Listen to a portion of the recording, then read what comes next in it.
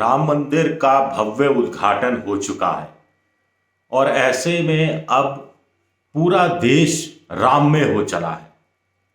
लेकिन क्या पूरे देश का वोट भी बीजेपी में हो जाएगा 2024 के लोकसभा चुनाव में? क्या भरपूर वोट मिलेगा बीजेपी को राम मंदिर के नाम पर? मुझे इसमें संदेह है, मुझे इसमें बहुत भारी संदेह है। इसकी विवेचना मैं करूंगा। नमस्कार, मैं हूं आपका दोस्त विजय विद्रोही। आप मुझसे जुड़ चुके हैं, इसके लिए आप सबका तहे दिल से शुक्रिया। और अगले 7-8 मिनट में आपसे जुड़े रहने की कोशिश करूंगा। मेरी एक ही विनती है आपसे, अगर मेरा वीडियो पसंद आए तो लाइक कीजिए, सब्सक्राइब कीजिए, शेयर कीजिए। पंडित नेहरू के समय में जब बांध बने थे, आईआईटी बनी थी, एम्स बना था और इंडियन इंस्टीट्यूट ऑफ साइंस बना था, आईआईएम बने थे, तब उनको कहा गया था कि ये आधुनिक भारत के मंदिर हैं। आज जब अमृत काल की बात हो रही है, नए भारत की बात हो रही है, न्यू इंडिया की बात हो रही है, एस्पिरेशनल इंडिया की बात हो रही है, एस्पिरेशनल इंडिया की बात हो रही है, तो ऐसे में राम मंदिर को क्या कहा जाएगा? क्या ये कहा जाएगा कि ये नए भारत का, न्यू इंडिया का मंदिर है? इतना भर कहने से क्या काम चल जाएगा? नहीं चलेगा। मोदी को लग रहा है या बीजेपी समर्थकों को लग रहा है कि 2024 में एक तरफा वोट राम मंदिर के नाम पर बीजेपी को मिल जाएगा। तो ये इनकी एक गलतफहमी है। गलतफहमी ऐसे है कि मोहन भागवत और नरेंद्र मोदी खुद इस चीज को समझ रहे हैं। उनका एक एक कोट मैं आपको याद दिलाता हूं, मैं अपनी तरफ से कुछ नहीं कह रहा। मोहन भागवत ने क्या कहा था कुछ समय पहले? हर मस्जिद में शिवलिंग काहे ढूंढना, हर मस्जिद में शिवलिंग काहे ढूंढना। यानी वो मानकर चल रहे हैं कि राम मंदिर वाला मसला तो हल हो चुका, अब काशी, फिर मथुरा, फिर कुछ और आप उठाते रहोगे तो ये काउंटर प्रोडक्टिव भी साबित हो सकता है। उससे बड़ी बात हाल ही में प्रधानमंत्री नरेंद्र मोदी ने कही। उन्होंने कहा कि त्रेता युग के राजा राम हो या आधुनिक मौजूदा समय का राम राज्य जैसा हो, राम कथा टाइप हो, इसको वंचितों से अलग नहीं किया जा सकता। गरीबों के उत्थान से, गरीबों के कल्याण से, आदिवासियों के कल्याण से अलग नहीं किया जा सकता। ये बात उन्होंने कही थी।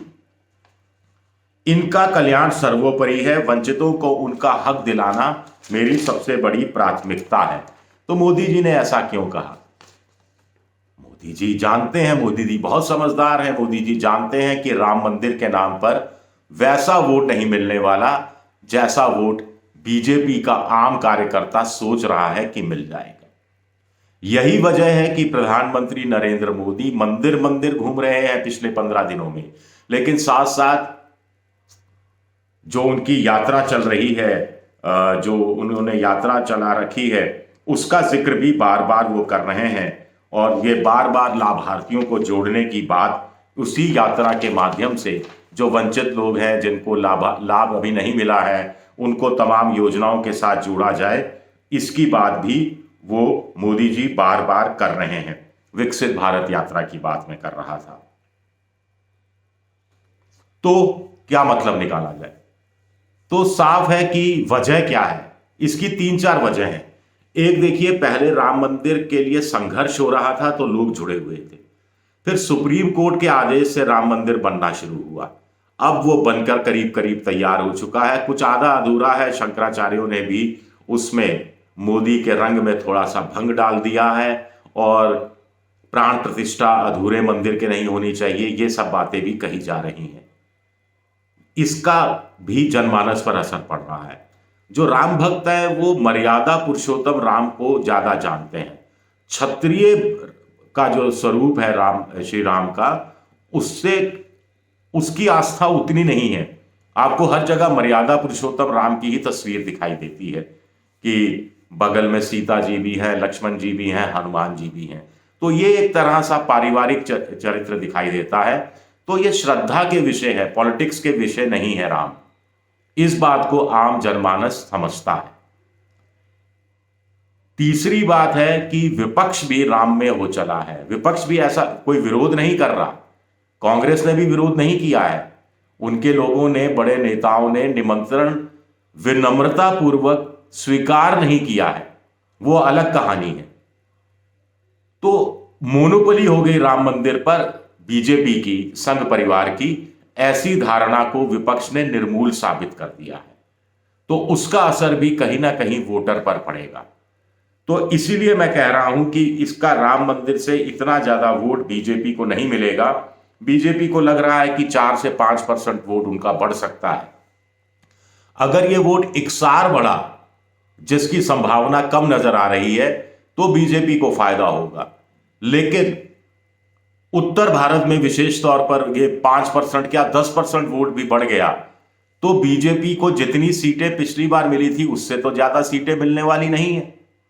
और जहां इंडिया एक होगा, वहां बीजेपी राम मंदिर का इस्तेमाल सिर्फ इसलिए कर रही है कि उसका जो राम भक्त वोटर है, जो हिंदुत्व वाला वोटर है, वो छिटके नहीं, यानी बढ़े नहीं। इसकी चिंता ज्यादा नहीं है बीजेपी को, जितनी चिंता ज्यादा ये है कि महंगाई, बेरोजगारी के चक्कर में छिटके नहीं।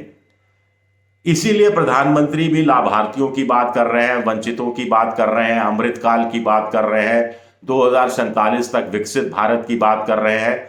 और बीजेपी का एक बड़ा वर्ग ये भी समझता है कि काशी वाला मसला हो, ज्ञान व्यापी मस्जिद का, या ईदगाह मस्जिद, मथुरा का मसला हो, इसको और ज्यादा तूल देने से और इसके बाद दूसरे मंदिरों का मुद्दा भी उठाने से फायदे की जगह नुकसान भी हो सकता है। फायदा यानी सीमित होगा, अगर फायदा बहुत सीमित हुआ तो वो एक तरह से नुकसान बराबर ही है, ये भी कहा जा सकता है।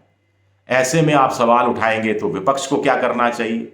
विपक्ष जैसा राम में है वैसा होता रहे, ज्ञान व्यापी मस्जिद के मसले पर खामोश रहे, मथुरा वाले मसले पर खामोश रहे, और सीधा सीधा कहे कि कोर्ट में मसला है। राम मंदिर का मसला भी कोर्ट में था, सुप्रीम कोर्ट ने डिसाइड किया, यहां हाई कोर्ट को डिसाइड करना है या दूसरे कोर्ट को डिसाइड करना है, वो डिसाइड करें, हम इसमें पछड़े में पड़ने वाले नहीं है। जो कोर्ट का आदेश होगा वो हम उसी तरह मानेंगे जैसे सुप्रीम कोर्ट का आदेश था, हमने माना था। महंगाई के मुद्दे को छोड़ना नहीं है विपक्ष को, बेरोजगारी के मुद्दे को छोड़ना नहीं है विपक्ष को, बल्कि और जोर शोर से उसको उठाना है कि ये कैसा राम राज्य है होगा जिसमें महंगाई होगी, जिसमें भ्रष्टाचार होगा, जिसमें बेरोजगारी होगी। ऐसा राम राज्य तो नहीं चाहिए देश को। तो हम राम राज्य ऐसा लाएंगे जिसमें महंगाई कम होगी, बेरोजगारी को दूर किया जाएगा, और विकल्प पेश करना पड़ेगा, ठोस योजना सामने रखनी पड़ेगी। जातीय जनगणना का जो मुद्दा है उसको भी विपक्ष को चाहिए इंडिया पॉलिटिकल फ्रंट को बनाए रखे। सबसे बड़ी बात है कि कम से कम 450 सीटें तो विपक्ष को ऐसी तय करनी ही होगी किसी भी कीमत पर, जहां पर बीजेपी और विपक्ष का आमने सामने का मुकाबला हो, वहां कोई तीसरा पक्ष नहीं हो। सिर्फ इतने भर से काम नहीं चलेगा, वोट ट्रांसफर की स्थितियां भी पैदा करनी होंगी। अब देखिए, राहुल गांधी की यात्रा का विरोध हो रहा है, झंडे दिखाए जा रहे हैं, तोड़फोड़ हो रही है, लेकिन विपक्ष के कितने बड़े नेता हैं उन जिन्होंने इसकी आलोचना की है और पुरजोर तरीके से आलोचना की है। ये जो विरोध हो रहा है इसके खिलाफ क्या इंडिया पॉलिटिकल फ्रंट के किसी एक पार्टी ने सांकेतिक एक दिन का धरना भी दिया है? नहीं दिया है। वैसे तो कांग्रेस ने भी अन्य राज्यों में इस तरह का विरोध जो करना चाहिए था कि क्यों उनकी यात्रा का विरोध हो रहा है, राहुल गांधी की सुरक्षा के साथ क्यों खिलवाड़ किया जा रहा है, उसको भी मुद्दा नहीं बनाया है। तो आप अपनी राह पर चलते रहिए। क्या ऐसा संभव होगा? शुक्रिया मेरा ये वीडियो देखने के लिए। पसंद आए तो एक बार फिर आग्रह, लाइक कीजिए, सब्सक्राइब कीजिए, शेयर कीजिए, घंटी जैसी आकृति दबा दीजिए ताकि नया वीडियो आए तो तत्काल आपको जानकारी मिल जाए। आप मेंबरशिप ड्राइव में जा सकते हैं, मेरी आर्थिक मदद की कोशिश कर सकते हैं। विजय विद्रोही पेज है मेरा फेसबुक पर, उसमें आप मुझे फॉलो कर सकते हैं विजय विद्रोही पेज पर। इंस्टाग्राम पर विजय विद्रोही 7 के नाम से हूं और एक्स यानी ट्विटर पर विद्रोही 7 के नाम से हूं।